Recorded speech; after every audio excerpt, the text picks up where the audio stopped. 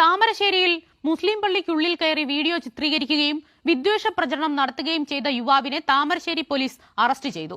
താമരശ്ശേരി കാരാടി ആലിക്കുന്നുമ്മൽ അഭിജയാണ് പിടിയിലായത്. ഉള്ളിൽ കയറി ജയ് ശ്രീറാം വിളിക്കുമെന്ന് പറഞ്ഞാൽ വിളിക്കുമെന്നും പറഞ്ഞ് ജയ് ശ്രീറാം വിളിക്കുന്നതാണ് ഒരു വീഡിയോയിലുള്ളത്. രണ്ടാമത്തെ വീഡിയോയിൽ മുസ്ലിങ്ങളെ അസഭ്യം പറയുന്നതാണ്. പള്ളി കയറി ജയ് ശ്രീറാം വിളിക്കുന്ന പറഞ്ഞാൽ വിളിക്കും. ഇനി അടുത്ത മണിക്കൂർ വരാൻ പോകുന്ന ഈ വാർത്തയുടെ വിശകലനം ഞാൻ നേരത്തെ ഗസ് ചെയ്യട്ടെ. താമരശ്ശേരിയിൽ മുസ്ലിം പള്ളിക്കുള്ളിൽ യുവാവ് നടത്തിയ മതവിദ്വേഷ പ്രചരണം പോലീസിന്റെ കൃത്യമായ നിരീക്ഷണത്തിലൂടെ പ്രതി മാനസിക രോഗിയാണെന്ന് കണ്ടെത്തി. നമ്മളത് കുറെ നാളുകൊണ്ട് കേൾക്കുകയല്ലേ, നമുക്കിതൊക്കെ ചിരപരിചിതമായില്ലേ? ഇത്തരം മാനസിക രോഗികളെ പടച്ചുവിടുന്ന ആരാണെന്നും ഏത് ദർശനത്തിന്റെ പേരിലാണെന്നൊക്കെ നമ്മൾ അറിയുന്നില്ലേ? നമുക്കിവിടെ എന്ത് ചെയ്യാൻ പറ്റും?